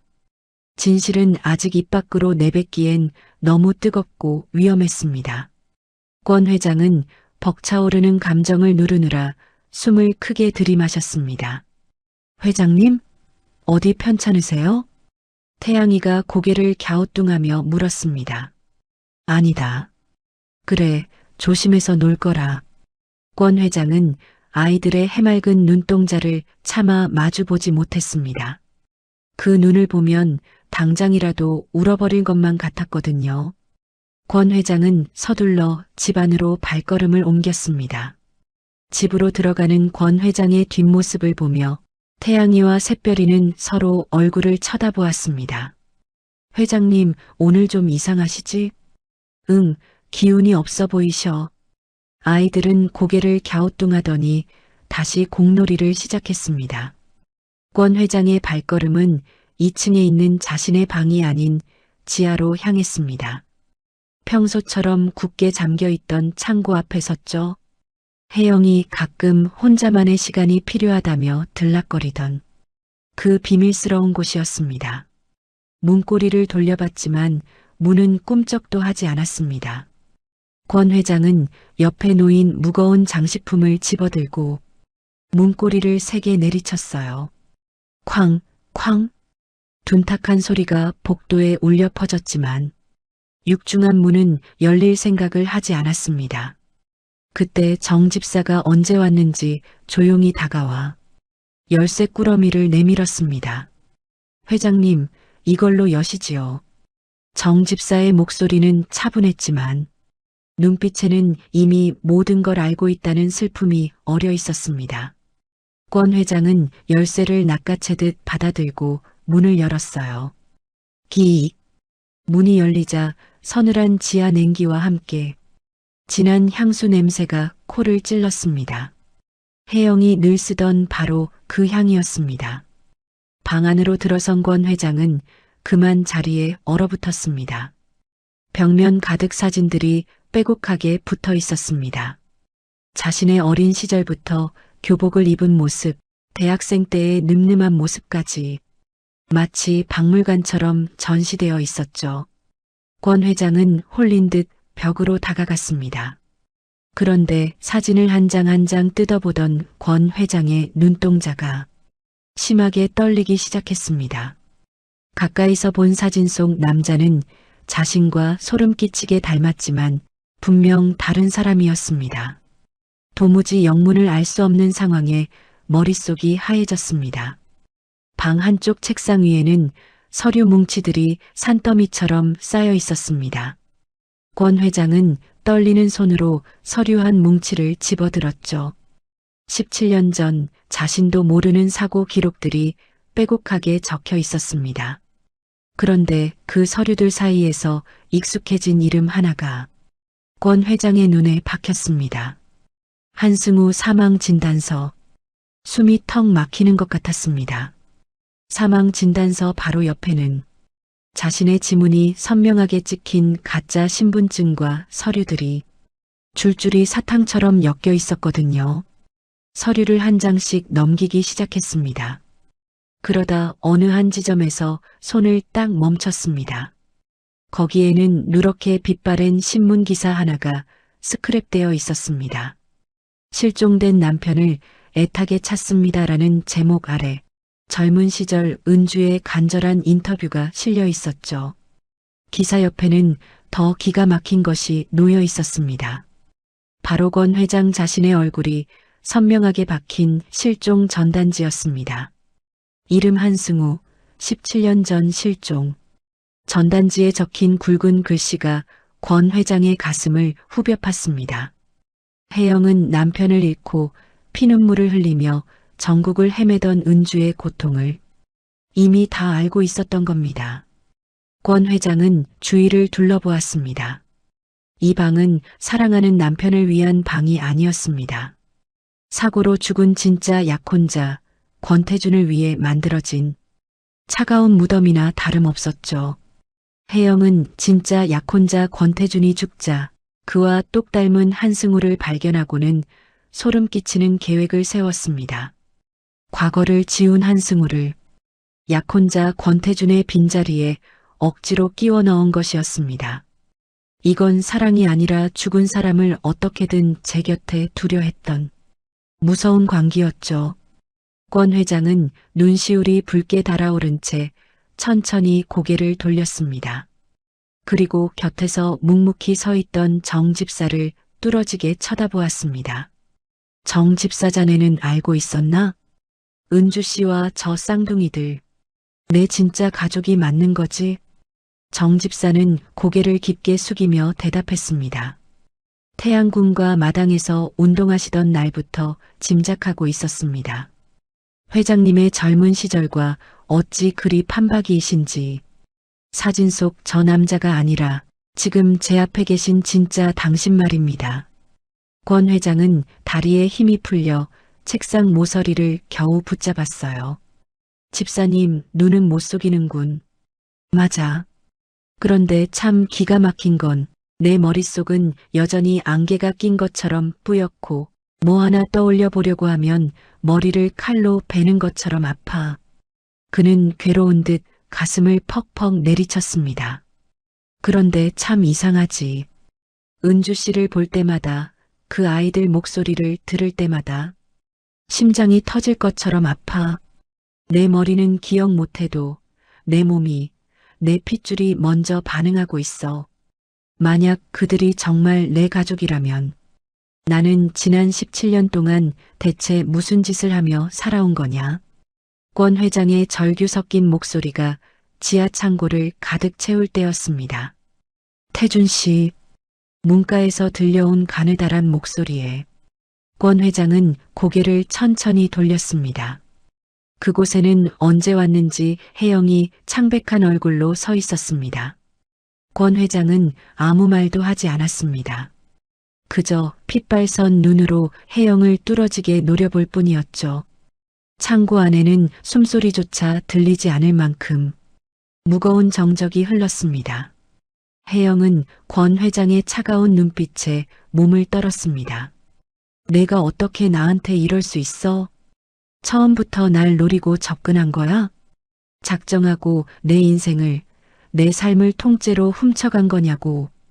혜영은 고개를 저으며 울먹였습니다. 아니에요, 태준 씨. 그게 아니에요. 내 약혼자가 죽던 그날, 내가 사고를 당할 뻔한 걸 당신이 구해줬잖아요. 정신을 차려보니 당신은 기억을 다 잃은 상태였고 얼굴은 죽은 내 약혼자와 너무나 닮아 있었어요. 그래서 당신에게 그 사람의 삶을 준 거예요. 혜영은 바닥에 주저앉아 권 회장의 바짓가랑이를 붙잡았습니다. 나중에 알았어요. 당신에게 가족이 있다는 걸. 하지만 이미 늦었는걸요. 당신 없이는 살 수 없어서 그랬어요. 내가 잘못했어요, 태준 씨. 제발 한 번만 용서해줘요. 혜영은 바닥에 주저앉아 권 회장의 바짓가랑이를 붙잡았지만 권 회장은 차갑게 혜영의 손을 뿌리쳤습니다. 내 인생을 이 지경으로 만들어 놓고 어떻게 그런 뻔뻔한 소리를 해? 혜영은 눈물 범벅이 된 얼굴로 다시 매달렸습니다. 처음엔 그랬어요. 죽은 그 사람 대신이라고 생각하고 당신을 데려온 거 맞아요. 하지만 태준 씨 살다 보니 아니었어요. 지금은 죽은 약혼자가 아니라 내 곁에 있는 당신을, 당신 자체를 진심으로 사랑한다고요. 권 회장은 기가 막힌 듯 헛웃음을 터뜨리며 혜영을 쏘아보았습니다. 사랑? 내가 감히 그 입으로 사랑을 말해? 권 회장의 목소리가 분노로 파르르 떨렸습니다. 17년 동안 나한테 가짜 약을 먹이고 최면까지 걸어서 내 머릿속을 헤집어 놓은 게 사랑이야? 내 기억을 지우고 남의 인생을 억지로 끼워 넣어서 나를 로봇처럼 만든 게 사랑이냐고. 그건 당신을 잃을까봐 무서워서 그랬어요. 어차피 사고로 머리 다쳐서 아무것도 기억 못하는데 혹시라도 떠날까봐, 그 여자한테 돌아갈까봐 무서워서 어쩔 수 없었다고요. 혜영이 울부짖자 권 회장은 소름이 돋는 듯 몸을 떨었습니다. 어쩔 수 없었다고? 앞에서는 웃으면서 뒤로는 나를 바보로 만들었잖아. 그 두 얼굴로 17년을 속이다니 넌 사람이 아니라 괴물이야. 알아? 혜영을 내려다보는 권 회장의 눈에는 오직 멸시와 분노만이 가득했습니다. 혜영은 바닥에 엎드려 한참 동안 서럽게 울어댔죠. 그러다 갑자기 혜영의 울음소리가 뚝 그쳤습니다. 창고 안은 소름 끼칠 정도로 조용해졌어요. 혜영은 헝클어진 머리카락 사이로 초점 없는 눈을 치켜뜨더니 천천히 몸을 일으켰습니다. 그리곤 비틀거리는 걸음으로 권 회장을 지나쳐 창고를 빠져나갔습니다. 넋이 나간 사람처럼 비틀거리는 혜영의 뒷모습은 마치 영혼이 빠져나간 껍데기 같았죠. 그렇게 혜영은 서늘한 기운을 풍기며 마당으로 나섰습니다. 마당에서는 여전히 태양이와 샛별이가 캐치볼을 하고 있었습니다. 야, 살살해. 너 수혈받은 지 얼마 안 됐잖아. 무리하면 안 돼. 태양이가 걱정스러운 듯 샛별이에게 소리쳤습니다. 괜찮아. 이제 하나도 안 아파. 근데 오빠, 회장님이랑 나랑 그 희귀한 피가 똑같다는 게 진짜 기적 같지 않아? 덕분에 내가 살았잖아. 태양이는 글러브를 만지작거리며 나직하게 덧붙였습니다. 엄마도 그날 엄청 우시더라. 돌아가신 우리 아빠도 딱 그 혈액형이었다고 하시면서 참 신기한 일이지. 샛별이가 공을 잡으려다 멈칫하며 태양이를 바라보았습니다. 오빠, 혹시 말이야, 회장님이 우리 아빠 아닐까? 그냥 그런 생각이 자꾸 들어. 샛별이의 떨리는 목소리에 태양이는 아무 말도 하지 못했습니다. 그때였습니다. 어머, 우리 샛별이 이제 기운이 좀 나나 보네. 수혈받느라 고생 많았지? 나무 뒤에서 혜영이 천천히 걸어 나왔습니다. 입은 웃고 있었지만 눈은 그렇지 않았죠. 갑작스러운 혜영의 등장에 아이들은 깜짝 놀라 뒤로 물러섰습니다. 아줌마가 몸에 좋은 귀한 약 구했어. 같이 가서 먹자, 샛별아. 샛별이는 눈을 동그랗게 뜨고 물었습니다. 지금요? 혜영은 화사하게 웃으며 고개를 끄덕였습니다. 응, 지금. 늦으면 안 되거든. 혜영의 나긋나긋한 목소리에 홀린 듯 샛별이는 혜영의 손을 잡고 따라가기 시작했습니다. 오빠, 나 금방 다녀올게. 태양은 까닭 모를 불길한 예감에 심장이 두근거렸습니다. 샛별의 이름을 부르려 입을 뗐지만 혜영의 서늘한 뒷모습에 목소리가 가로막혀 그만 멈추고 말았지요. 혜영은 복도를 걸어가다 장식장 위에 놓인 무언가를 낚아채듯 거머쥐었습니다. 그리고는 샛별을 데리고 3층 테라스로 향했습니다.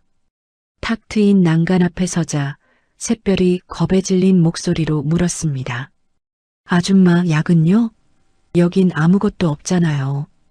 그 순간 혜영의 표정이 싸늘하게 굳었습니다. 혜영은 샛별의 어깨를 가볍게 붙잡았습니다. 내가 그 사람의 아이라는 이유만으로 내 자리를 대신할 수 있을 거라고 생각하니? 목소리는 차분했지만 어딘가 흔들리고 있었습니다. 내가 나타난 이유로 모든 게 어긋나 버렸어. 예전처럼 돌아갈 수만 있다면 얼마나 좋을까? 혜영의 불안정한 눈빛에 샛별은 아무 말도 하지 못한 채 굳어버렸습니다. 그 모습을 보고 뒤따라온 태양이가 다급히 외쳤습니다. 안 돼. 샛별이 아파요. 놓아주세요.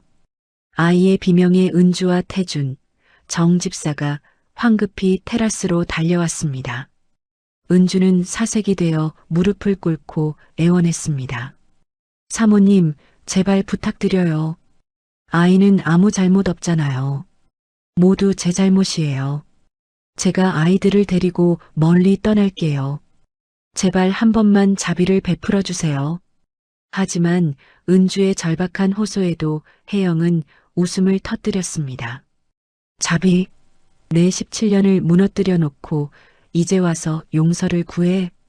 감정을 주체하지 못한 혜영은 곁에 있던 화분을 붙잡았지만 잠시 망설이는 듯 손에 힘을 주지 못했습니다. 그 순간 태준이 급히 다가와 은주를 감싸 안았습니다. 화분은 힘없이 바닥에 떨어지며 요란한 소리를 냈고 그 충격에 태준이 짧게 숨을 삼켰습니다. 괜찮아. 태준의 낮은 목소리에 혜영의 움직임이 멈췄습니다. 자신의 행동 때문에 태준이 다쳤다는 사실을 깨닫는 순간 혜영의 눈에 가득했던 도끼는 순식간에 무너져 내렸습니다. 내가 무슨 짓을 한 거지? 혜영은 떨리는 손을 내려다보며 뒷걸음질 쳤습니다. 충격에 휩싸인 채 균형을 잃은 그녀의 몸이 난간 쪽으로 위태롭게 기울었습니다. 사모님, 위험합니다. 정 집사가 다급히 손을 뻗었지만 혜영은 힘이 풀린 듯 비틀거리며 한 발짝 물러섰습니다.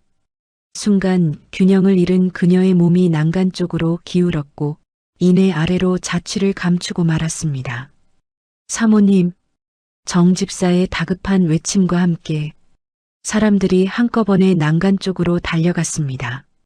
태양은 겁에 질린 얼굴로 눈을 꼭 감았고 샛별은 아무 말도 하지 못한 채 은주의 옷자락을 붙잡았습니다. 그 순간 아래쪽에서 희미하게 몸을 움직이는 모습이 보였습니다. 다행히 정원의 무성한 수풀이 그녀의 몸을 받아낸 것이었죠. 17년간 쌓아온 집착이 허무하게 무너져 내리는 순간이었습니다.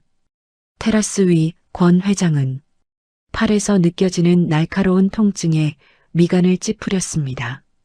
셔츠 소매가 어둡게 젖어 들어갔지만 자기 몸 돌볼 겨를이 없었죠. 권 회장은 은주와 겁에 질린 두 아이를 한꺼번에 품으로 끌어당겼습니다. 회장님 팔이 너무... 태양이가 울먹이며 권 회장의 소매를 붙잡았습니다. 샛별이도 은주의 품에 얼굴을 묻고 어깨를 들썩였죠. 권 회장은 아이들의 머리를 번갈아 쓰다듬으며 숨을 몰아쉬었습니다. 괜찮아. 이제 다 괜찮아. 내가 여기 있잖아. 그리고는 참아왔던 고백을 토해냈어요. 미안해, 은주야. 권 회장의 목소리에 은주는 떨리는 눈으로 고개를 들어 그를 올려다보았습니다. 당신이랑 우리 아이들을 이 차가운 곳에 너무 오래 혼자 뒀어. 정말 미안해. 권 회장의 뜨거운 눈물이 은주의 뺨 위로 툭 떨어졌습니다. 마치 온몸이 녹아내리는 듯 다리가 풀린 은주는 그 자리에 주저앉아 눈물을 펑펑 쏟아냈습니다. 시간이 얼마나 흘렀을까요? 어느 화창한 오후였습니다. 은주는 권 회장과 함께 혜영을 면회하러 병원을 찾았습니다. 태준 씨, 오늘 저녁은 스테이크예요. 당신 좋아하는 걸로 준비했으니까 늦지 말고 꼭 와요. 알았죠? 혜영은 진짜 사람이라도 되는 듯 인형의 눈을 보며 수줍게 웃었습니다. 몸의 상처는 아물었지만 혜영의 시간은 약혼자와 가장 행복했던 17년 전 그 순간에 영원히 멈춰버리고 말았습니다. 그 모습을 문가에서 지켜보던 은주는 가슴 한구석이 찌릿했습니다. 선생님, 이거 환자분 드실 때 좀 챙겨주세요. 은주는 준비해온 보따리를 간호사에게 조심스럽게 건넸습니다. 그 안에는 혜영이 평소 좋아한다던 간식이 들어있었죠. 혹시 필요한 물건이나 불편해하시는 건 없나요? 보따리를 받아든 간호사가 은주를 바라보며 나직이 입을 뗐습니다. 안 그래도 전해드릴 말이 있었어요. 환자분, 침대를 두고 꼭 바닥에서만 주무세요. 왜 그러시냐니까 나는 그러면 안 되는 사람이잖아요 라고만 하세요. 마치 본인을 벌주려는 사람처럼 찬 바닥을 고집하시는 게 보고 있으면 마음이 참 안 좋더라고요. 간호사의 말에 은주의 눈이 붉게 충혈됐습니다. 화려한 저택에서 모든 걸 누리며 살았던 여자가 찬 바닥으로 내려가 스스로를 벌하고 있다는 사실에 은주는 가슴이 먹먹해졌습니다. 선생님, 다음에 환자분 정신이 조금이라도 돌아오면 꼭 좀 전해주세요. 이제 그만 찬 바닥에서 일어나라고요. 우리 아이들, 이제 따뜻한 집에서 잘 지내고 있으니까 당신도 이제 그만 미안해해도 된다고요. 은주의 눈에서 눈물 한 방울이 뺨을 타고 흘러내렸습니다. 옆에 있던 권 회장도 혜영이를 바라보며 말했습니다. 혜영아, 그 긴 세월 너도 참 힘들었지? 이제 그만 권태주는 잊어라. 난 이제 내 가족 곁으로 한승으로 돌아갈게. 너도 스스로 만든 그 감옥에서 벗어나 편히 쉬어. 권 회장의 말에도 혜영은 고개를 들지 않았습니다. 그저 품 안의 인형을 보며 아이처럼 배시시 웃을 뿐이었죠. 그 웃음이 너무나 천진난만해서 오히려 보는 사람의 마음을 아프게 만들었습니다. 저 사람, 저도 이제 그만 용서할게요. 미워하는 마음 붙잡고 살기엔 우리에게 남은 앞날이 너무 아깝잖아요. 저 사람도 이제는 편해졌으면 좋겠어요. 은주의 고백은 혜영을 향한 자비이자 지난 17년의 고통으로부터 자기 자신을 해방시키는 진정한 작별 인사였습니다. 그 길고 긴 어둠을 뚫고 진짜 인생의 아침이 서서히 밝아오고 있었습니다. 권 회장과 은주는 다시 저택으로 돌아왔습니다. 차가 저택 현관 앞에 멈춰서자 정 집사가 뒷문을 정중히 연 뒤 은주에게 손을 내밀었습니다. 은주는 자신을 대하는 정 집사의 달라진 태도에 당황하며 그를 바라보았습니다. 정 집사는 인자한 눈빛으로 마치 귀한 손님을 대하듯 정중하게 예우를 갖춰 은주를 마주 보았습니다. 이제 내리시지요, 안주인님. 은주는 떨리는 목소리로 대답했습니다. 집사님, 저를 그렇게 부르시다니요. 저는 그저 아닙니다. 늦었지만 이제야 모든 것이 제자리를 찾은 것뿐입니다. 마음 편히 발을 내디디십시오. 정 집사의 단단한 손길에 용기를 얻은 은주가 차에서 내리자 현관 안쪽에는 집안의 모든 고용인이 두 줄로 길게 늘어서 있었습니다. 그들은 은주가 들어서자마자 일제히 허리를 굽혀 깊숙이 인사했습니다. 정 집사는 그들 중앙에 서서 위엄 있는 목소리로 모두 잘 들어라. 오늘부터 이 댁의 진짜 주인은 여기 계신 은주 씨다. 이제부터 사모님을 모시는 데 있어 한치의 소홀함도 없어야 할 것이다. 알겠느냐? 고용인들의 우렁찬 대답이 거실 가득 울려 퍼졌습니다. 식모로 처음 발을 들였던 그날의 초라했던 자신과 지금 이 순간 당당한 안주인으로 서 있는 자신의 모습이 교차하며 은주는 가슴이 벅차올랐습니다. 은주는 정 집사를 향해 고개를 살짝 끄덕이며 고마움을 전했고 비로소 자신이 있어야 할 진짜 집으로 돌아왔음을 실감했습니다. 권 회장은 여전히 꿈을 꾸는 듯 멍하니 서 있는 은주의 손을 가만히 맞잡고 계단을 올랐습니다. 17년의 세월을 보상이라도 하듯 그는 은주에게 이 집에서 가장 아름다운 풍경을 가장 먼저 보여주고 싶어 했습니다. 두 사람은 3층 테라스 난간에 나란히 기대어 섰죠. 아래층 정원에서는 태양이와 샛별이가 예전처럼 활기차게 캐치볼을 하고 있었습니다.